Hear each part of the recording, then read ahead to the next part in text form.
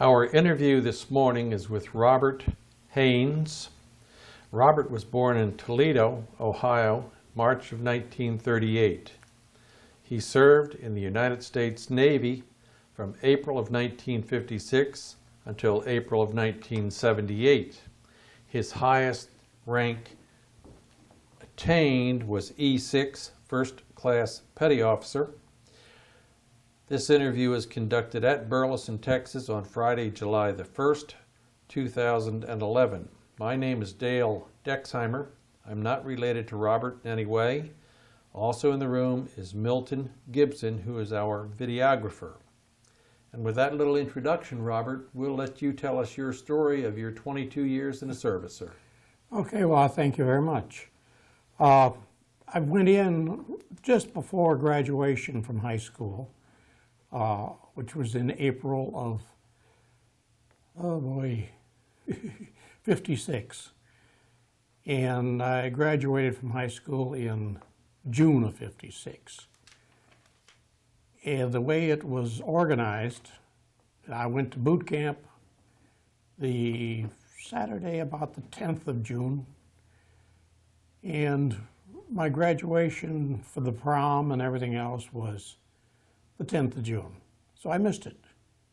But I had better things, I guess, to do. Anyway, I went to boot camp at Grosse, Michigan. It was located about 50 miles north of Toledo, Ohio, and they had an air station up there that was training reserves, and I was in the reserves. So I went up there for 3 months and graduated there. And I went to Toledo University for a year. And in the following June, the June of 57, I went back to Grosse for AEA school. They had a 90-day job up there, and they taught me all about aircraft electronics and how the electricity worked in the aircraft, how the engines worked, just everything about it. And after that, at the end of the summer of 57, I had an automobile accident and was hit by a train. Since I was still in the Navy at that time, they just kept me on until I healed up, which was in, I believe it was around February of 58.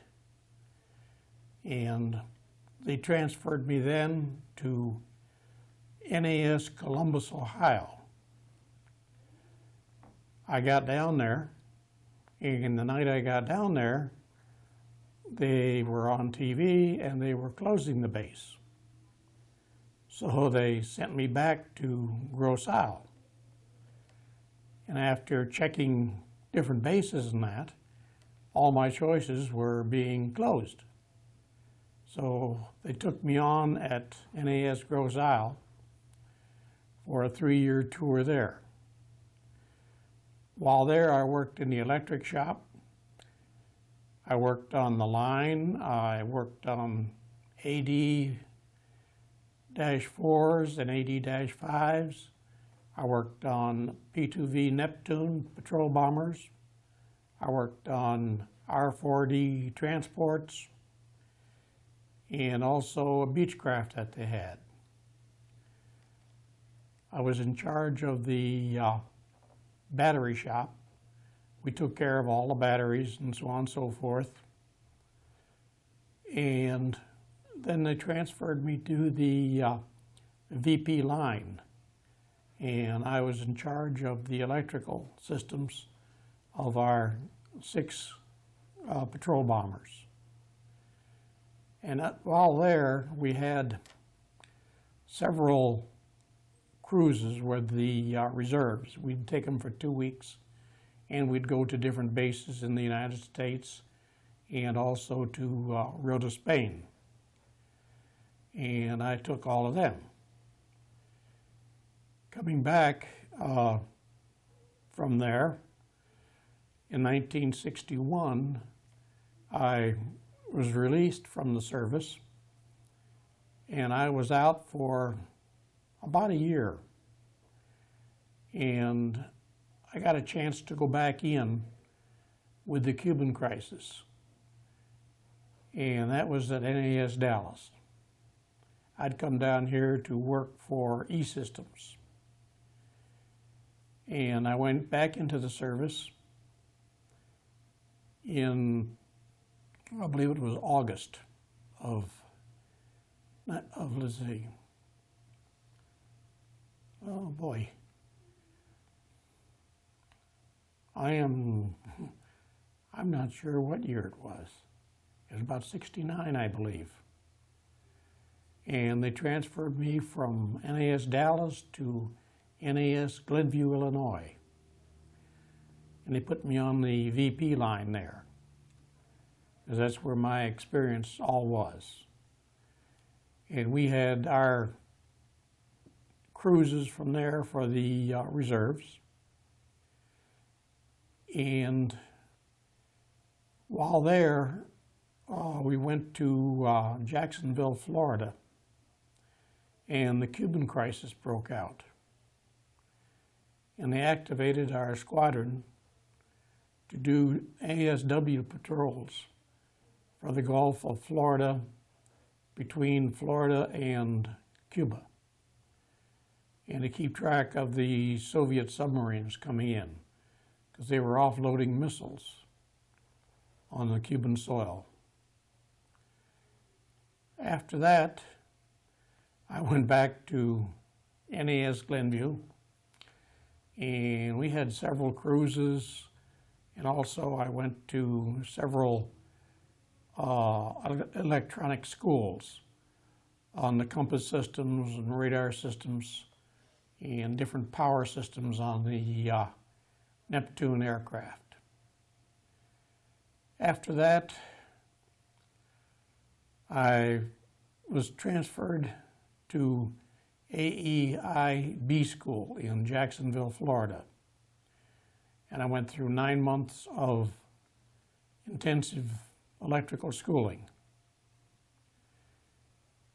That was, I was a second-class electrician at that time.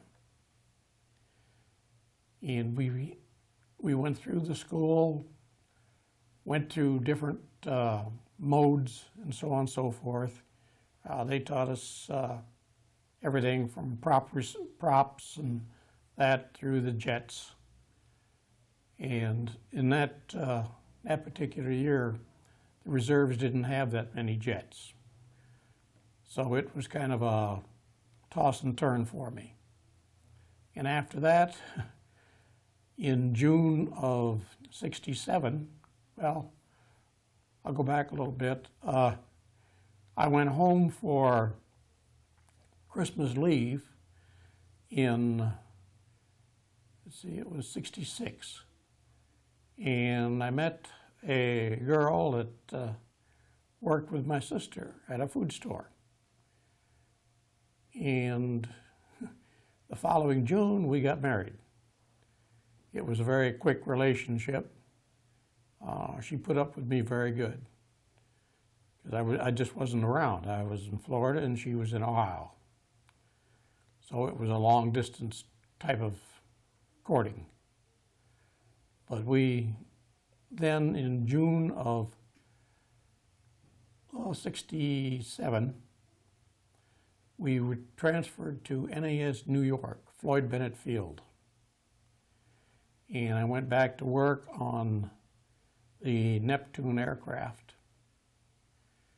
We had a mobile home out in their mobile home court. And it was nice. It was right on Jamaica Bay. And we could see everything. And that, we could see the ships go by, and had our own little community out there of about maybe 30 trailers. And while in New York, we had our 4 children, let's see, 1, 2, 3, 4. We had 3 children in New York. And got transferred from there in 1969. Went back to B school, and went back to the advanced schooling. And here they taught us about computers, your flight data systems, all different types of new things that they had on the aircraft. And in June, we had our, let's see, 1, 2, 3, third. We had our third, we had a son. And we then transferred to NAS Selfridge Field. That was just north of Detroit, Michigan. It was an old Air Force base that the Navy had taken over a certain part of it.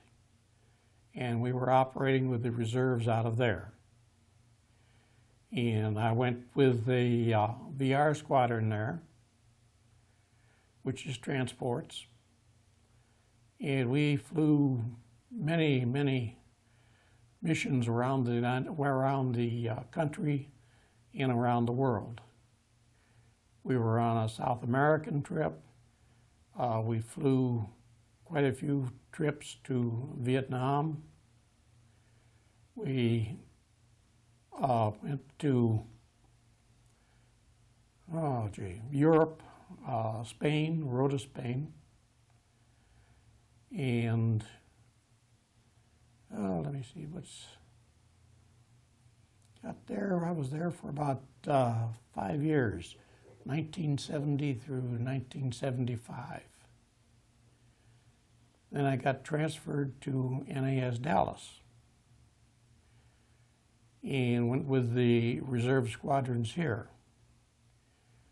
Brought the family down. We purchased a house and everything, and we lived out in South Grand Prairie.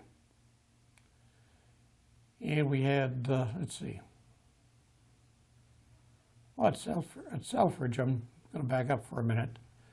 In Selfridge, we had our last 2 girls at the civilian hospital there. And then when we transferred with all 5 children down to NAS Dallas. And we bought ourselves a house, and we stayed in it until, about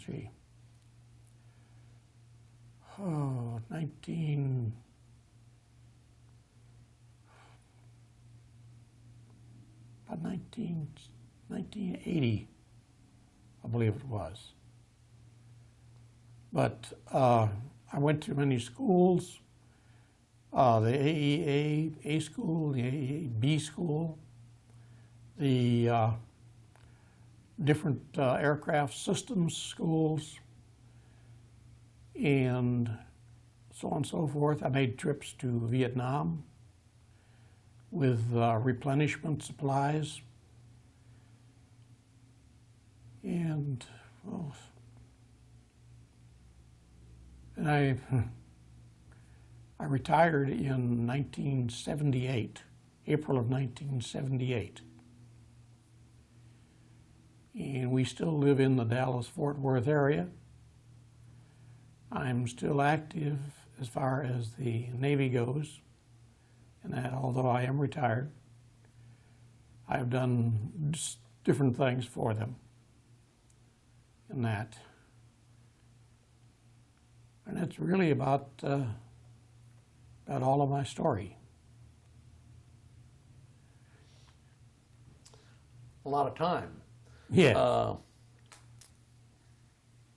You served a lot of reserve units, a lot of reserve bases, but were you regular Navy were you reserve doing active duty? I was reserve doing active duty. Okay, but you were active all Yes. that time. You were the guy that stayed there year-round. Yes. And the reservists came in for 2-week increments or weekends or whatever. Right. I was on a ship. I was a permanent crew for reserve cruises, so I have some idea what you're talking about. Boot camp at Grand Isle. No, Grosse Isle. Grosse Isle. I couldn't read my own writing there. And that base, I guess, is long gone. It is. It's been turned over to the civilians about, maybe 10, 15 years ago. We've done 70-plus interviews, Milton and I. I did 4 years active, and I've never talked to anyone who went to boot camp at Grosse Isle. You're the first. You mentioned after boot camp. Well, let me back boot camp a second. You grew up in Toledo? Yes. Didn't have exposure to the military? No. And then, go ahead, sir. I'm sorry. I got involved with it when I turned, well, just before I turned 18. My dad had several friends that were located in Grosse Isle as reservists. Okay. And I liked airplanes. And because I wore glasses, I couldn't fly. And they said that they could work around that. And I went up there and talked to the Navy recruiters up there, and their thing was, what glasses? And they promised me I would get in a flight crew and everything else, and I chose the Navy then. And I did. I went through different flight training and that, and I flew in the R-4Ds. I flew in the Neptune P-2Vs, Grumman S-2Fs, and the Douglas AD-4s, or AD-5s, and that. And it was very exciting for me. Plus, I got a first-hand view of what their problems were and could work on them better on the ground than just sitting and looking at a book. So it was very, very exciting for me. When you went to boot camp, you didn't have exposure, everyday exposure to the military. What was that first impression of boot camp? You got in there and some old chief started yelling at you? Yeah, it was different. I'd never been through that type of thing before. Put you in a barracks, I guess an open barracks? Yes. Yeah, there were, I believe, 93 of us that went through their schooling. Was this in the winter, Robert? No, this was in the summer. Okay. It was June to September. It was... of course, the barracks was not air conditioned. Only when you opened the windows. Okay. But they did have heat when it worked. And it didn't always work, but we didn't always need it either. Of course, you didn't have the benefit of spending a real Michigan winter in that barracks either, No. did you? Well, yes, I did, because in the, let's see, no, it wasn't that winter that I spent there. It was the following winter when I went through their A school at Grosse Isle for electricians and that. I was hit in my car at a railroad crossing. And they kept me on active duty for another, about 4 months until my arm healed and so on and so forth. And I got to spend the winter there then. And the barracks I was in had quite a few older people in it. And they didn't enjoy the heat. So they had their windows open. And we'd wake up in the morning with snow on the beds.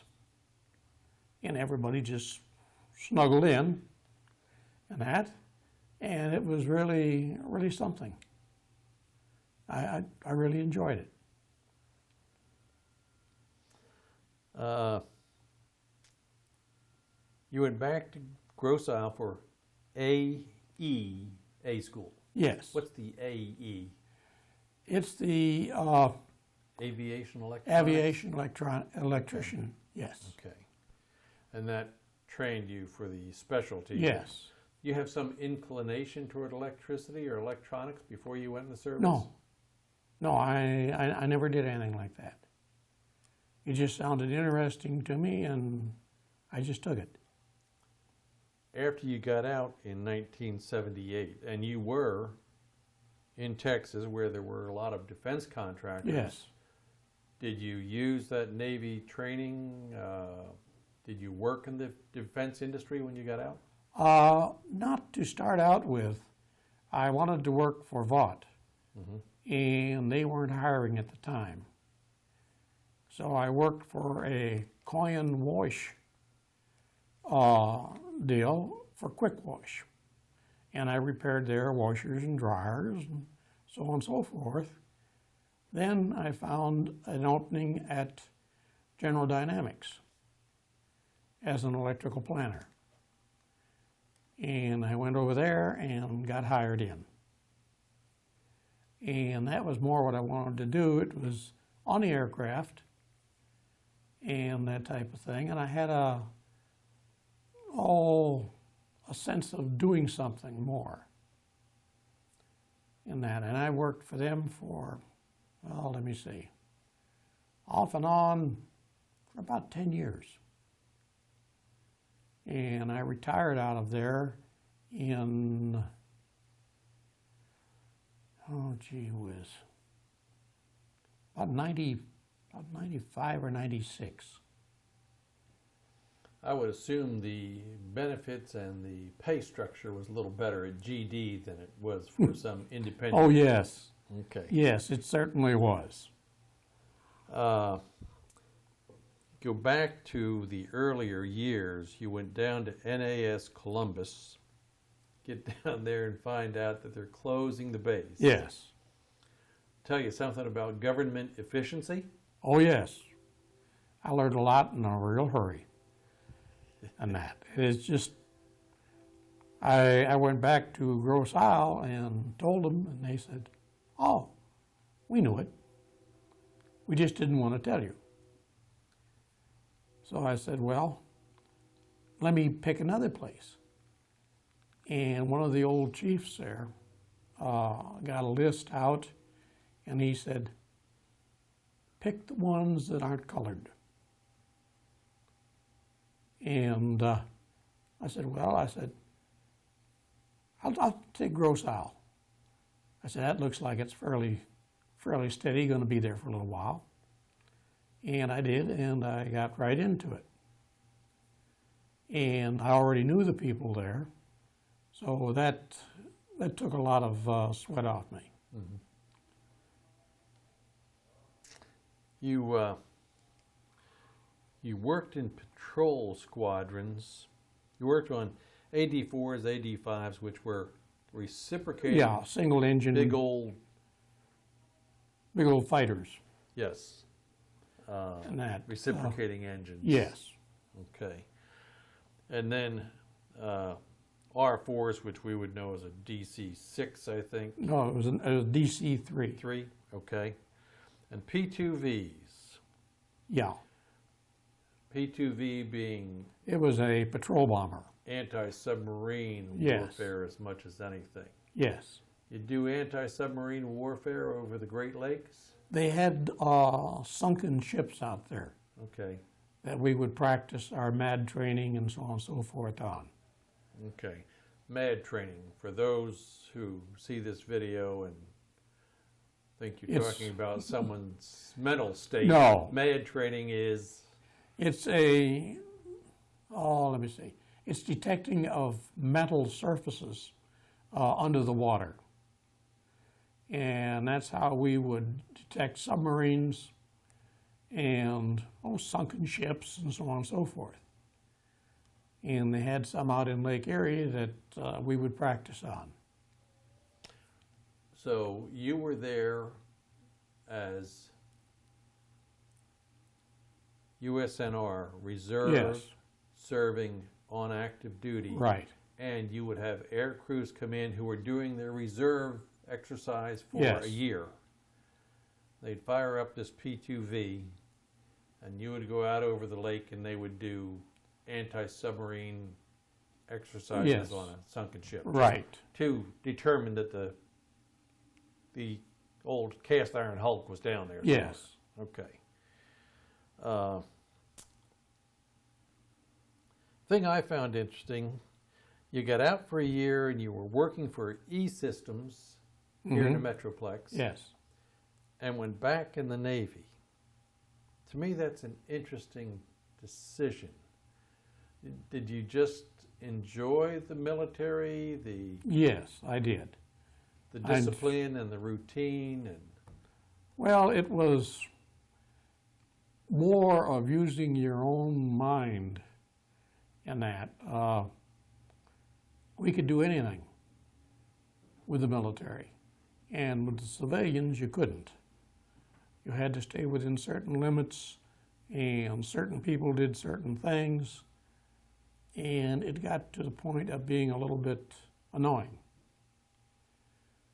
And they always said, well, we don't know. They talked about layoffs at E-Systems and so on and so forth, and I missed a couple of them.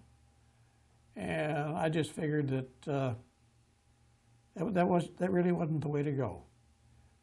I'd rather go back into service, know what I was doing, where I was, and don't fool around so much.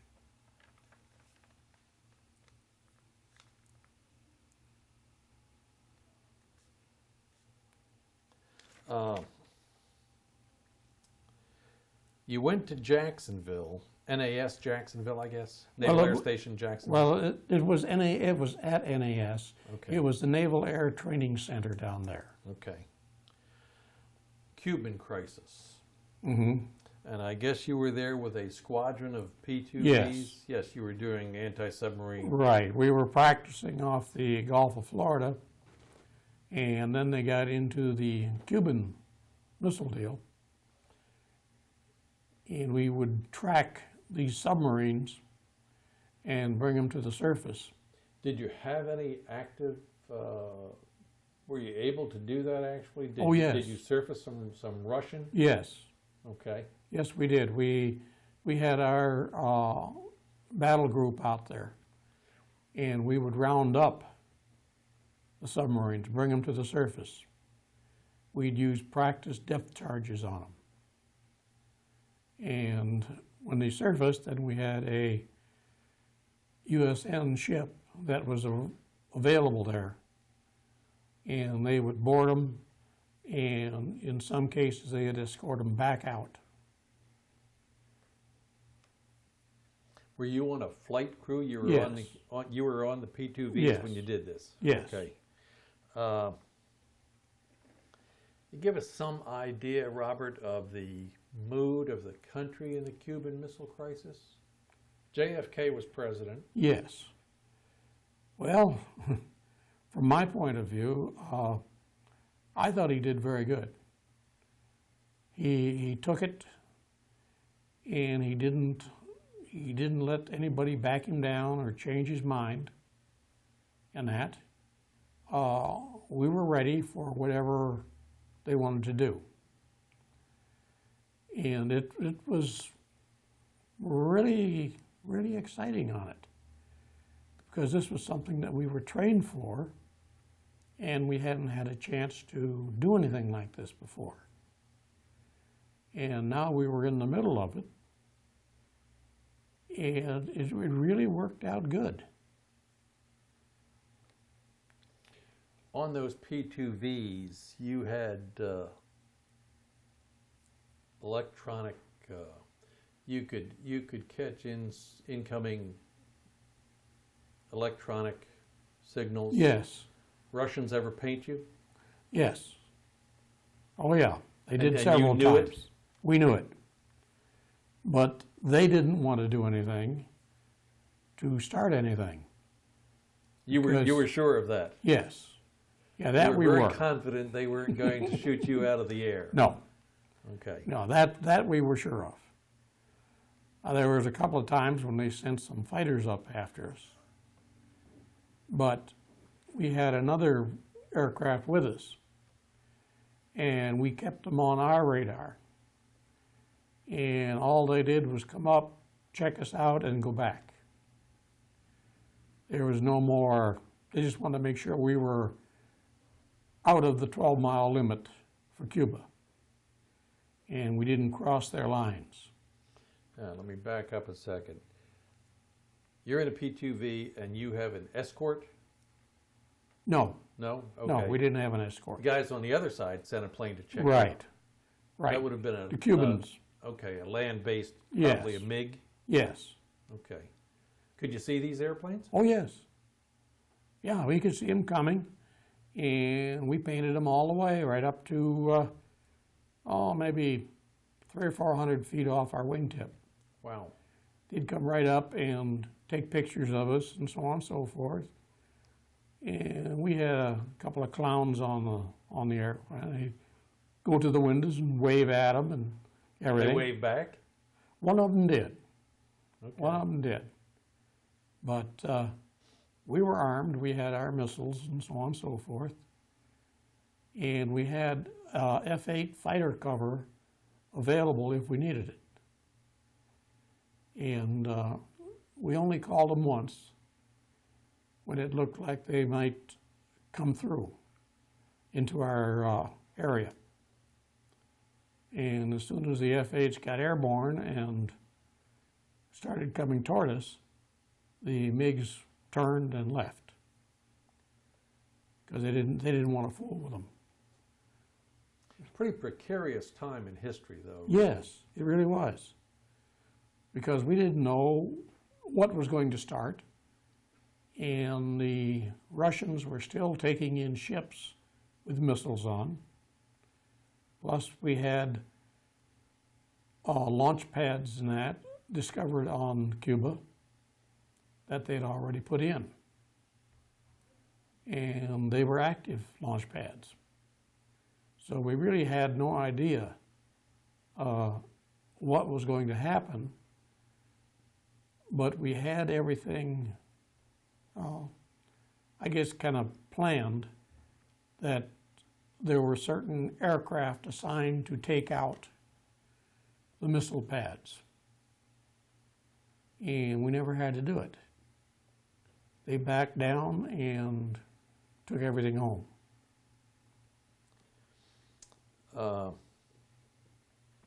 After the Cuban Missile Crisis, Jamaica, well, you went to NAS New York at Floyd Bennett Field. Floyd Bennett Field. On Long Island. Yes. And from there you flew R4s, R6s? Basically R6s and that, Okay. and also the P-2Vs. You went to Vietnam from Floyd Bennett Field. Well, I went to Vietnam. I spent the time there when I was at Glenview. We Okay. flew Glenview is where? Glenview, Illinois. Okay. It's just north of Chicago. Okay, Chicago. Okay. How long did it take you Oh. Now, you're talking about a four-engine reciprocating engine. How long did it take to get to Nam?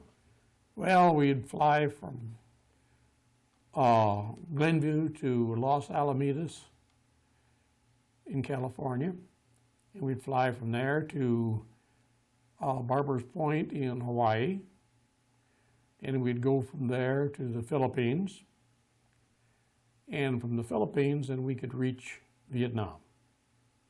So it was a good 4 to 5 day trip, and we'd spend maybe a day in Vietnam. And they'd set us off way off in the outside and cover the airplane with anti-foliage type of material to kind of hide it. And we'd do our offloading. These were C-118s that we took out there. Okay. and we'd do the offloading and so on and so forth. And we'd have the Air Force there took charge of the unloading of the aircraft. And we were on board the aircraft. There were 3 of us that would stay on. And we'd have one at the front, one at the middle, and one at the back of the aircraft with shotguns. And everybody that came on board had 2 hands. And they came in with their hands out in front of them. And their custom was, if you don't see 2 hands, you shoot them. And it was just plain and simple. And we were lucky we had one came up and didn't have 2 hands showing. And we shot him and threw him off the airplane. And they had a bomb around their neck. Wow. And the other hand was inside their shirt. So it was a little hairy at times, but it all worked out very good. So you would have gone to Vietnam 5, 6 times? About 6 times, 6 yes. times? Okay. Yeah. And got to see a lot of the world. You went to, I know you mentioned Rhoda. Yes. And probably a number of other. We went well, to, obviously you stopped at Subic or Clark Subic, in the yeah. Okay, in the Philippines. Yes. Saw lots of places in your 22 years. Oh, yes. Yes, we did. You told us when you were married and you had 5 children? Yes. Your wife always stay at home? Was she always a housewife? Yes. Okay. Yes, she was. Okay. She must have been a tolerant lady, or is a tolerant lady. Yes. To have put up with all of that travel and you being gone all the time. There was so much of it I couldn't tell her. And that. And even today, I don't talk a whole lot about it. It was something that occurred, and I had to do it, and I felt good for doing it. And it's just the way it was. And she tolerated it very good. Well, good, sir. I don't have anything else, Robert. We certainly appreciate you taking the time to come visit today and give us your story. We appreciate your 22 years in service, sir. Well, I thank you very much. I've found out that Burleson is very good to its veterans. And I really, really enjoyed it here. Good. Going to have a big 4th of July parade. And Yes, we're going to be there. good. You We're bet, going to sir. be there. We'll see you there. Yep, we've been to all of them that they've had here. Good. So, Okay. Thank you, Thank Robert. you so much.